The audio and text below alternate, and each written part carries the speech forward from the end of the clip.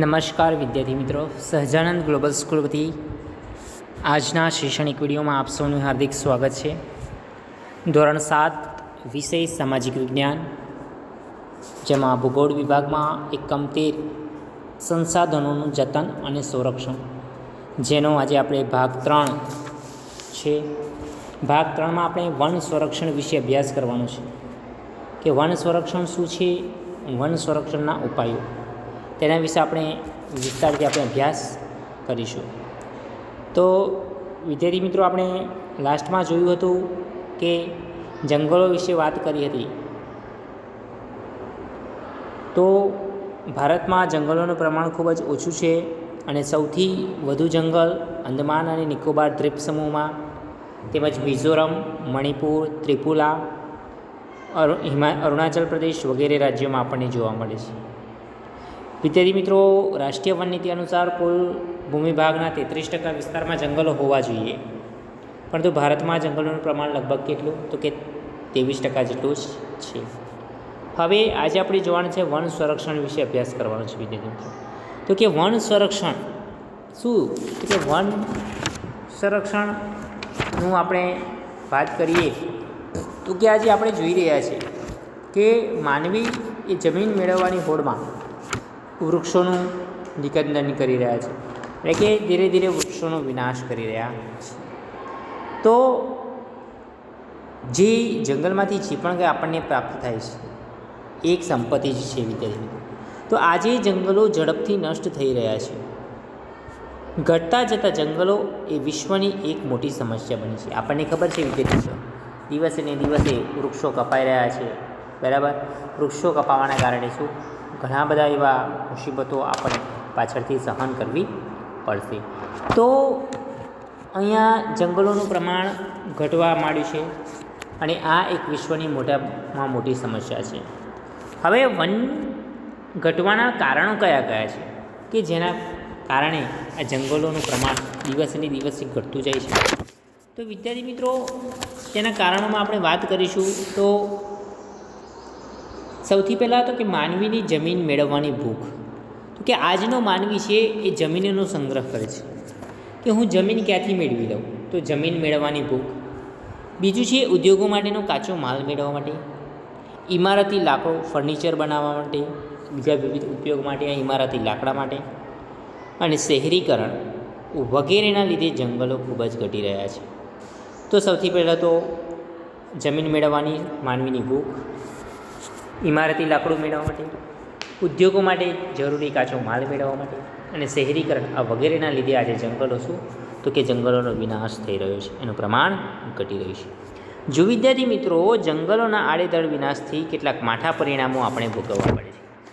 જંગલોનો વિનાશ તો થઈ રહ્યો છે, પરંતુ એ વિનાશ થવા પાછળ આપણે કેવા કેવા પરિણામો ભોગવવા પડશે કે જેના કારણે આવનારી પેઢીને કેવા કેવા પ્રકારની મુશ્કેલીઓનો સામનો કરવો પડશે, તે વિશે આપણે ખાસ અભ્યાસ કરીશું. તો જંગલોના આડેધડ વિનાશથી કેટલાક માઠા પરિણામો ભોગવવા પડ્યા છે અને જેમાં કયા કયા પરિણામો ભોગવવા પડે છે તેના વિશે આપણે હવે ચર્ચા કરીશું. તો સૌથી પ્રથમ વાત કરીશું તો કે પર્યાવરણીય સમતુલા ખોરવાય છે, કે પર્યાવરણમાં જે અસમતુલા આવી છે, એટલે કે પ્રદૂષણમાં વધારો થયો છે. બીજું તો કે વરસાદનું પ્રમાણ ઘટ્યું છે, એટલે કે વરસાદનું પ્રમાણ પણ ઘટ્યું છે. દુષ્કાળ જેવી પરિસ્થિતિ આવે છે. ધીરે ધીરે જમીનનું ધોવાણ વધતું જાય છે. નિરાશ્રિત વન્ય પશુઓ અને તેમની ઘટતી સંખ્યા, ધીરે ધીરે જંગલો ઘટવાને કારણે પશુઓનો જે આશ્રય સ્થાન મળતું નથી. વૈશ્વિક તાપમાનમાં વધારો થયો છે. પ્રાકૃતિક સૌંદર્ય નાશ પામવું, આ વગેરે ભારતીય બંધારણમાં વનો, સરોવરો, નદીઓ,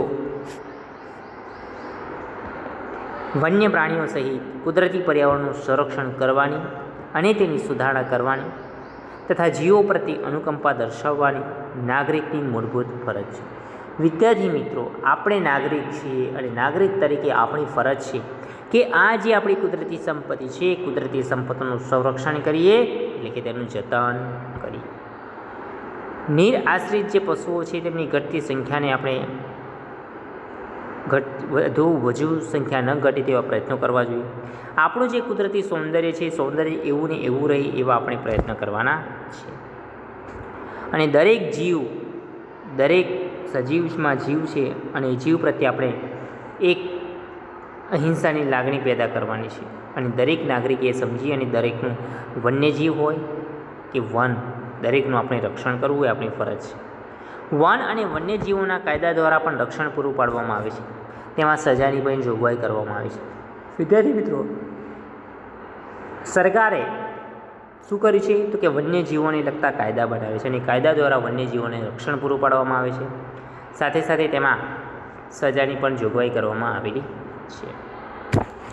હવે આગળ વન સંરક્ષણના કેટલાક ઉપાયો દર્શાવવામાં આવ્યા છે. તો સૌથી પ્રથમ જેમાં પર્યાવરણ શિક્ષણ અને પર્યાવરણીય જાગૃતિ લાવવાથી વન સંરક્ષણ કરી શકાશે. તો સૌથી પ્રથમ તો વિદ્યાર્થી મિત્રો આપણે પ્રચાર અને પ્રસાર માધ્યમો દ્વારા લોકોને પર્યાવરણનું શિક્ષણ આપવું પડશે. બીજું છે તો કે વિશ્વ વન દિન અને વિશ્વ પર્યાવરણ દિન જેવા પર્યાવરણલક્ષી દિન ઉજવીને લોકોમાં પર્યાવરણીય જાગૃતિ લાવવી પડશે. આગળ છે શાળા અને મહાશાળાઓમાં પર્યાવરણલક્ષી સ્પર્ધાઓનું તેમજ પ્રવૃત્તિઓનું આયોજન કરી અને વિદ્યાર્થીઓને જંગલનું મહત્ત્વ સમજાવવું. ત્યારબાદ જંગલ ખાતાના જે કાર્યક્ષેત્રોને આપણે ગુણવત્તાસભર બનાવવા જોઈએ. આગળ છે વિદ્યાર્થી મિત્રો પડતર જમીનમાં વન મહોત્સવ અને સામાજિક વનીકરણ જેવા કાર્યક્રમોમાં લોકોને ભાગીદાર બનાવવા. ત્યારબાદ શાળામાં ઇકો ક્લબની સ્થાપના કરી વિવિધ પ્રવૃત્તિઓ કરાવી. જંગલો એ આપણી રાષ્ટ્રીય સંપત્તિ છે, તેથી તેનું સંરક્ષણ કરવું એ આપણા સૌની નૈતિક ફરજ છે તેવી નાગરિકોમાં આપણે સમજ કેળવવી જોઈએ. આમ પર્યાવરણીયલક્ષી ઉજવણીના વિવિધ દિવસો જે નક્કી કરવામાં આવે છે દિવસો પર તમે ઉજવણી કરી શકો છો. જેમાં 21 માર્ચ જેમાં વિશ્વ વન દિન તરીકે ઉજવવામાં આવે છે. 5મી જૂને વિશ્વ પર્યાવરણ દિવસ તરીકે ઉજવવામાં આવે છે. 4 ઓક્ટોબરે વન્ય પ્રાણી દિવસ અને 29મી ડિસેમ્બરે જૈવ વિવિધતા દિવસ તરીકે ઉજવવામાં આવે છે. આ દિવસો તમારે યાદ રાખવાના છે. હવે આગળ જોઈશું વન્યજીવ સંસાધન. વિદ્યાર્થી મિત્રો, વન્યજીવ સંસાધન આજે આપણે જોઈ રહ્યા છીએ કે વિવિધ પ્રકારના જે વન્ય પ્રાણીઓ છે, જંગલમાં રહેતા પ્રાણીઓ છે, એ વિવિધ પ્રકારની આપણે જોવા મળે છે. પરંતુ ભારતનું જે વન્યજીવન છે એ ખૂબ જ વૈવિધ્યસભર છે. એટલે આ જે ભારતનું વન્યજીવન છે એ વન્યજીવનમાં ઘણા બધા પ્રાણીઓ પક્ષીઓ આપણને જોવા મળતા હોય છે. વિશ્વના વિવિધ જંતુઓ અને અનેકવિધ પ્રાણીઓની પ્રજાતિ એ ભારતમાં આવેલી છે. તો કે ભારતમાં વિવિધ પ્રકારના પ્રાણીઓની જાતિ આપણને જોવા મળે છે. આગળ આપણે વાત કરીએ તો કે સરીસૃપો છે, સસ્તન વર્ગના પ્રાણીઓ અને ઉભયજીવી પ્રાણીઓમાં પણ આપણને ભારે વિવિધતા જોવા મળે છે. હવે આપણે વિવિધ પ્રકારના જે વન્યજીવો છે, વન્ય પ્રાણીઓ છે એ કયા શહેરમાં જોવા મળે છે તેના વિશે અહીંયા ચર્ચા કરવામાં આવી છે. તો વિદ્યાર્થી મિત્રો, તમે અહીંયા જોઈ શકો છો કે જમ્મુ કાશ્મીર અને લદ્દાખમાં કાશ્મીરી મૃગ જંગલી બકરીઓ જોવા મળે છે. ઉત્તરાખંડ, કર્ણાટક, કેરળ, અસમ વગેરે રાજ્યોમાં હાથી જોવા મળે છે. એક શીંગી ગેંડો એ ભારતનું વિશિષ્ટ પ્રાણી છે. તે અસમ અને પશ્ચિમ બંગાળના દલદલીય ક્ષેત્રોમાં જોવા મળે છે. આગળ છે કચ્છના નાના રણમાં અને તેને અડીને આવેલા ક્ષેત્રોમાં ઘુડખર એટલે કે જંગલી ગધેડા જોવા મળે છે. આગળ ભારત જ એક એવો દેશ છે જ્યાં સિંહ, દીપડો અને વાઘ, જુઓ આપણો ભારત એટલો એ દેશ એવો છે કે જ્યાં આપણને એક સાથે 3 પ્રાણીઓ કયા તો કે સિંહ, દીપડો અને વાઘ જોવા મળે છે. સિંહ એ માત્ર ગુજરાતના ગીરના જંગલોમાં વસે છે. જ્યારે વાઘ પશ્ચિમ બંગાળ, મધ્યપ્રદેશ, મહારાષ્ટ્ર, કર્ણાટક, રાજસ્થાન અને હિમાલયના ક્ષેત્રો વગેરેમાં જોવા મળે છે. રોયલ બેંગાલ ટાઈગર એ બંગાળનો વાઘ છે, જે વિશ્વની 8 જાતિઓમાંનો એક છે. આગળ જોઈશું તો કે દાંતા, જેસોર, વિજયનગર અને ગુજરાતના ડેડિયાપાડા અને રતલમહાલ વિસ્તારમાં આપણને રીંછ જોવા મળે છે. અહીંયા તમે જોઈ શકો છો. ભારતમાં બતક, પોપટ, કાબર, કબૂતર, મેના વગેરે જાતિના પક્ષીઓ મોટી સંખ્યામાં જોવા મળે છે. જેમાં ગુજરાતમાં આવેલું નળ સરોવર શિયાળામાં આવતા યાયાવર પક્ષીઓ માટે જાણીશું. ગુજરાતમાં અમદાવાદ નજીક જે નળ સરોવર આવ્યું છે, નળ સરોવરમાં યાયાવર પક્ષીઓ એટલે કે વિદેશી પક્ષીઓ શિયાળામાં અહીંયા આવતા હોય છે. જેમાં સુરખાબ એ ગુજરાતનું રાજ્ય પક્ષી છે. આ ધોરાડ નામનું પક્ષી છે. ભારતના સાગર કિનારે વિવિધ પ્રજાતિની માછલીઓ જોવા મળે છે, જેમાં મેકરલ, ઝીંગા, બુમલા, શાર્ક અને ડોલ્ફિન અને સાલ્મન આ વગેરે માછલીઓ છે. આગળ છે ભારતમાં વિવિધ પ્રકારના હરણ અને સાપની અનેક પ્રજાતિઓ પણ જોવા મળે છે. વિવિધ પ્રકારના સાપ જોવા મળે છે, વિવિધ પ્રકારના હરણ પણ આપણને જોવા મળે છે.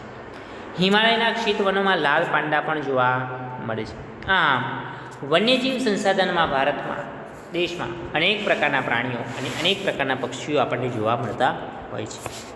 હવે વિદ્યાર્થી મિત્રો આગળ છે કે લુપ્ત થતું વન્યજીવન. અહીંયા ચિત્રો આપ્યા છે. ચિત્રોમાં તમે જોઈ શકો છો વિદ્યાર્થી મિત્રો કે લાલ પાંડા, ઘડિયાળી મગર, જળ બિલાડી અને ગંગે ડોલ્ફિન આ પ્રાણીઓ એ વૈવિધ્યસભર વન્યજીવ સૃષ્ટિ વિશે અહીંયા દર્શાવવામાં આવ્યું છે.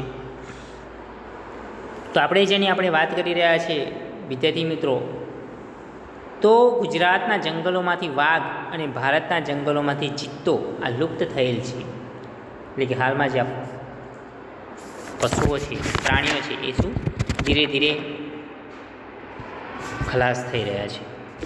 જે પ્રાણી જાતિના છેલ્લા સજીવના મૃત્યુ વિશે લેશ માત્ર શંકા રહી નહીં હોય એ પ્રાણી જાતિને લુપ્ત વન્યજીવ કહેવાય છે.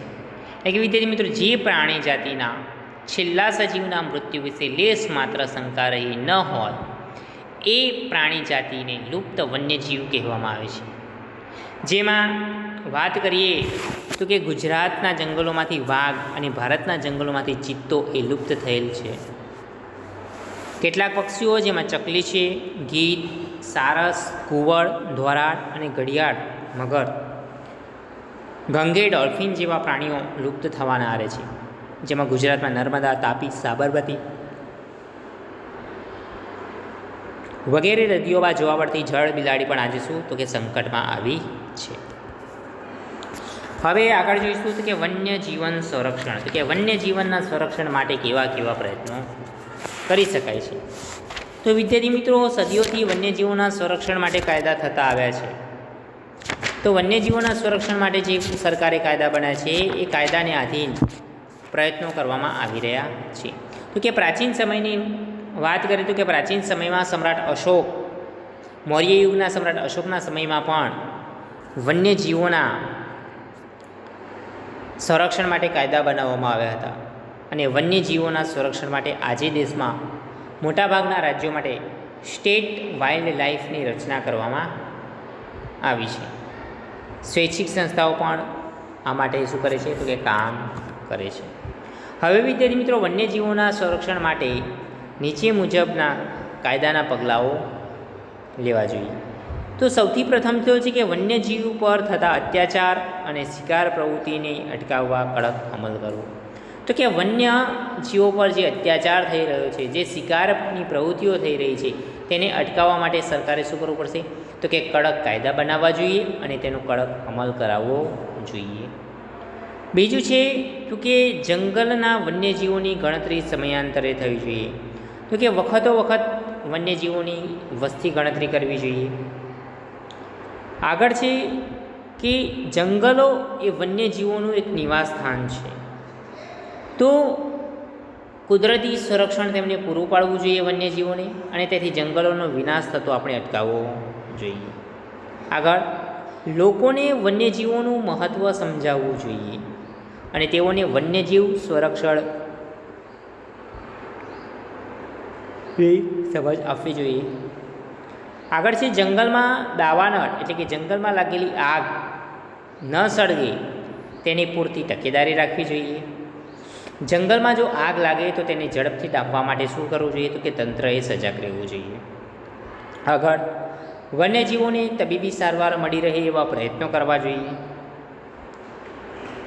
વન્યજીવો માટે સંરક્ષિત ક્ષેત્રોનો વિકાસ કરવો જોઈએ.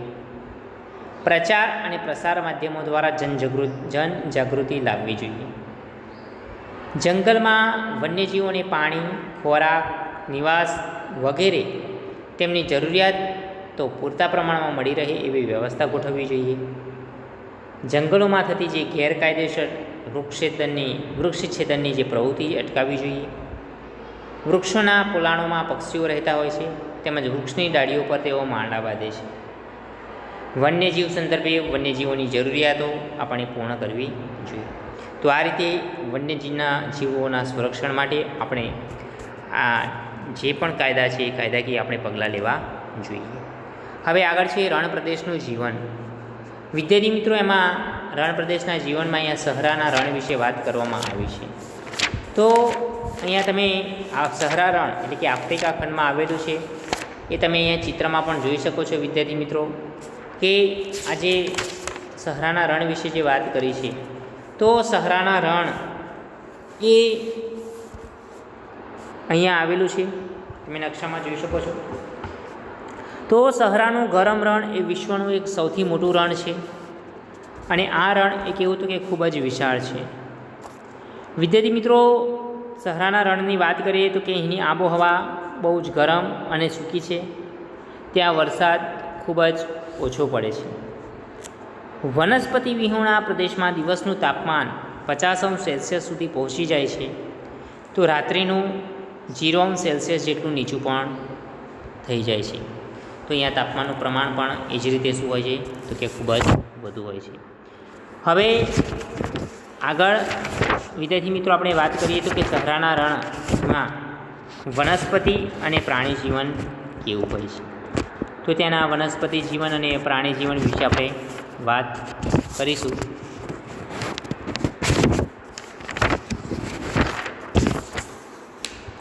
તો સહરાના રણમાં કાંટાળી વનસ્પતિ અને ખજૂરના વૃક્ષો આપણને જોવા મળે છે. અહીંયા રણ પ્રદેશ હોવાથી ખૂબ જ ઓછી વનસ્પતિ આપણને જોવા મળશે. કેમ? કારણ કે ચારે બાજુ રણ છે, રણનો વિસ્તાર છે, વરસાદનું પ્રમાણ ઓછું છે, આબોહવા ગરમ છે. તેના કારણે અહીંયા રણ પ્રદેશ હોવાથી વનસ્પતિ ખૂબ જ ઓછી જોવા મળે છે અને રણમાં ખજૂરના વૃક્ષોથી ઘેરાયેલા રણદ્વીપ આવે છે. સૌથી વધુ ખજૂરના વૃક્ષો આપણને જોવા મળે છે. શિયાળ, ઝરખ, રણના વીછી, કાચિંડા, રણની ગો, સાપ આવા પ્રદેશોમાં જોવા મળે છે. આગળ ત્યાંના લોકો વિશે વાત કરીશું તો કે અહીંયા સહરાનું રણ તમે જોઈ શકો છો. ખજૂરના વૃક્ષો છે, ત્યાં ખનિજ તેલ ક્ષેત્રો વધુ પ્રમાણમાં આવેલા છે અને અહીંના લોકો પારંપરિક એટલે કે માટીના ઘરોમાં રહે છે. વિદ્યાર્થી મિત્રો, સહરાના રણની આબોહવા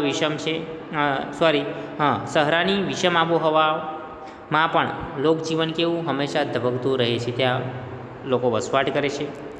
સહરાના રણ પ્રદેશમાં બેદુઈન, તુઆરેંગ અને બર્બર જેવી જનજાતિના લોકો વસે છે અને આ લોકો મુખ્યત્વે ઘેટા, બકરા અને ઊંટ જેવા પ્રાણીઓને પાળે છે.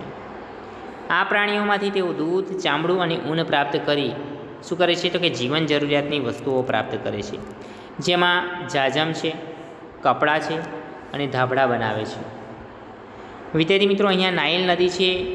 એ નાઇલ નદીની વાત છે તો નાઇલની ખીણમાંથી પાણી મળી રહેતું હોવાથી લોકો અહીં ખજૂર અને ઘઉં જેવા પાકો પણ લેતા હોય છે. સહરાના રણ વિસ્તારમાં ખનિજ તેલ પ્રાપ્ત થાય છે અને આ ઉપરાંત અહીં લોખંડ, ફોસ્ફરસ, મેંગેનીઝ, યુરેનિયમ જેવા ખનિજો પણ આપણને મળે છે. હવે આ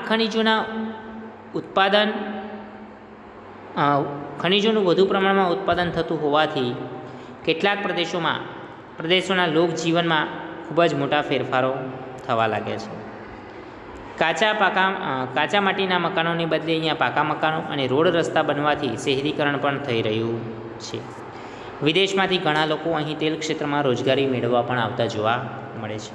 તો વિદ્યાર્થી મિત્રો, અહીંયા તમે જોઈ શકો છો કે રણ વિસ્તાર છે. રણ વિસ્તાર હોવા છતાં પણ અહીંયા લોકો તેલ ક્ષેત્રમાં કામગીરી રોજગારી મેળવવા માટે આવે છે.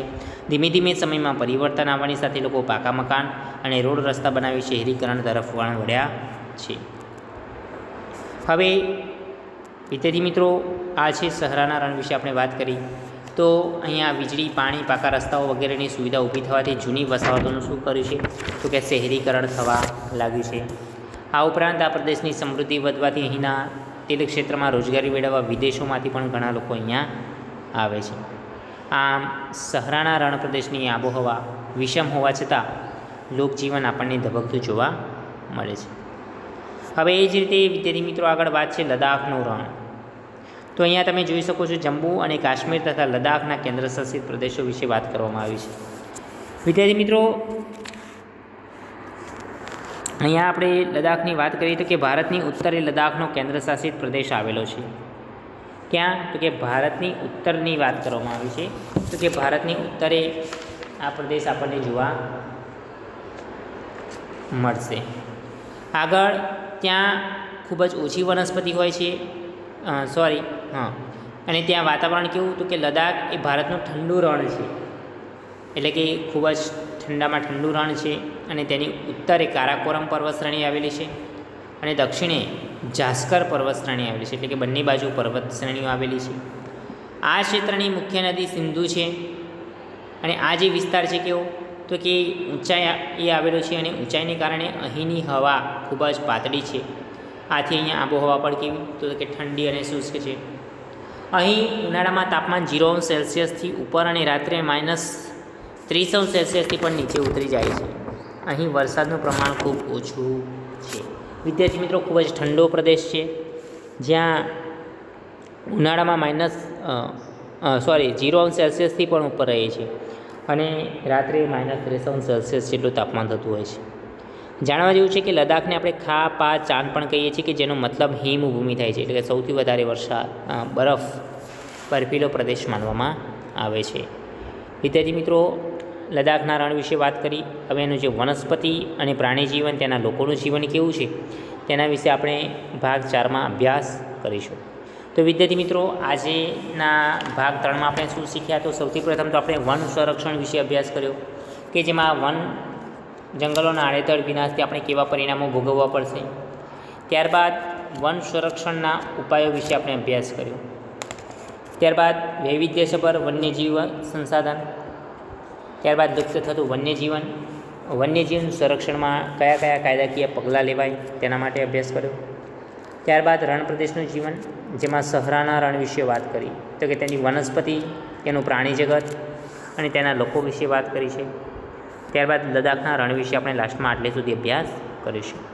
તો વિદ્યાર્થી મિત્રો, આજનો ભાગ 3 આપણે શાંતિથી સાંભળવાનો છે અને સમજવાનું છે.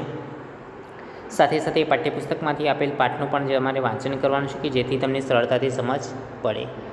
હવે નેક્સ્ટ આગળનો જે અભ્યાસ છે એ આપણે ભાગ 4માં કરીશું. આજનો આ વિડીયો અહીં જ આપણે પૂર્ણ કરીએ છીએ.